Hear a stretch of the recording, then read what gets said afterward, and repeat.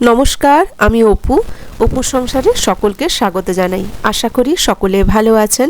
আজকে বানাবো মুচমুচে বাঁধাকপির পকোড়া, যেটা সন্ধ্যাবেলা চা বা কফির সাথে দারুণ জমবে।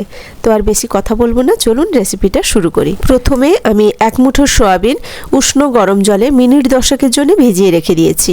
আর সেই ফাঁকে বাঁধাকপির একটা একটা করে পাতা এইভাবে খুলে নিলাম। 4-5খানা পাতা হলেই অনেকগুলো পকোড়া বানানো হয়ে যাবে। তো আমি কয়েকটা পাতা পরপর ওপর থেকে খুলে নিয়েছি। এখন এটা একটু জলে ভাপিয়ে নেব। কড়াইতে বেশ খানিকটা জল নিয়ে নিয়েছি, আর জলের মধ্যে দিয়ে দিলাম 1 চামচ লবণ।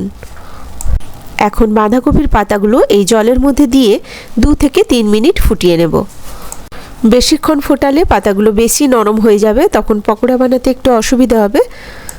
তাই হালকা করে একটু সেদ্ধ করে নেব। 2-3 মিনিট ধরে ফুটিয়ে নিয়েছি। এখন পাতাগুলোকে আস্তে আস্তে করে জল থেকে তুলে নিলাম। এই যে পাতাগুলো দেখুন, হালকা একটু নরম হয়েছে, আবার খুব বেশি নেতিয়েও পড়েনি। আর এইভাবে হালকা সেদ্ধ করে জলটা বের করে দিলে কপি যে খেলে অনেক সময় গ্যাস হয়, সেটা কিন্তু হবে না। পাতাগুলো রেডি করে নিয়েছি, এগুলো একটু ঠান্ডা হোক, ততক্ষণে একটা পুর তৈরি করব। সয়াবিনগুলো যে ভিজিয়ে রেখেছিলাম, ওগুলো জলটা নিংড়ে নেব, দিয়ে মিক্সিতে একটু পেস্ট করে নেব। জলটাকে কিন্তু একদম ভালো করে আঙ্গুল দিয়ে চেপে একদম নিংড়ে নিতে হবে, তাহলে ওটা গুঁড়ো করার পরে কিন্তু একদম ঝরঝরে থাকবে সয়াবিনটা। তাতে পুরটা চ্যাপচ্যাপে হবে না, খেতেও ভালো লাগবে। এবার গ্যাসে একটা প্যান বসিয়ে দিয়েছি। প্রথমে দিয়ে দিলাম সর্ষের তেল, 7-8 কোয়া রসুন কুচি করে দিয়েছি। এবার দিলাম অল্প করে একটু আদা কুচি, কুচনো কাঁচা লঙ্কা, একটু বেশি পরিমাণে কুচনো পেঁয়াজ। এবার একসাথে এগুলো একটুখানি ভেজে নেব, তবে বেশি ভাজবো না। পেঁয়াজটা একটু কাঁচা কাঁচাই থাকবে, সেই অবস্থায় দিয়ে দেব পেস্ট করে রাখা সয়াবিনটা দিয়ে 2-3 মিনিট আরেকটু নেড়ে চেড়ে নিলাম। সয়াবিনটা একটু ভাজা ভাজা হলে খুব সুন্দর একটা গন্ধ বেরোবে তখন ওর মধ্যে দিয়ে দেব সেদ্ধ করে রাখা আলু। আগের থেকেই একটা বড় সাইজের আলু সেদ্ধ করে রেখেছিলাম, ওটাকে একটু স্ম্যাশ করে নিয়েছি। এবার সয়াবিনের মধ্যে দিয়ে ওটাকেও ভালো করে মাখিয়ে নেব। মশলার মধ্যে দিচ্ছি 1/2 চামচ লবণ, 1/2 চামচ ভাজা মশলার গুঁড়ো, যার মধ্যে রয়েছে জিরে, মৌরি, ধনে, আর 1/2 চামচ লঙ্কার গুঁড়ো।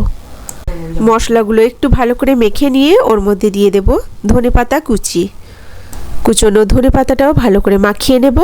সবশেষে দিলাম টমেটো কেচাপ। পুরটা একদম রেডি হয়ে গেছে। আর স্টাফিংটা এইভাবে একবার বানাবেন, পকোড়ার স্বাদ কিন্তু দ্বিগুণ বেড়ে যাবে। এবার পকোড়াটাকে একটু মুচমুচে করব, তার জন্য নিয়ে নিচ্ছি 2 চামচ চালের গুঁড়োতে 1 চামচ বেসন, সামান্য লবণ আর জল দিয়ে ব্যাটারটা আগে তৈরি করে নেব। তারপরে এর মধ্যে দিয়ে দিব অল্প করে একটু হলুদ গুঁড়ো আর 1 চিমটে বেকিং সোডা। একসাথে সব ভালো করে মাখিয়ে নিলাম। ব্যাটারটা কিন্তু খুব বেশি পাতলা হবে না, আবার খুব বেশি মোটা হবে না, একটা মাঝারি ঘনত্বের তৈরি করে নিতে হবে।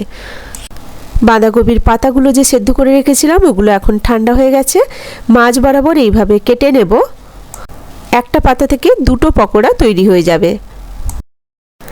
পাতার মাঝ বরাবর স্টাফিংটা দিয়ে দেব। স্টাফিংটা কিন্তু একটু বেশি করে দেবেন, খেতে ভালো লাগবে। ঠিক মাঝ বরাবর 2 চামচ ভর্তি করে আমি পুরটা দিলাম।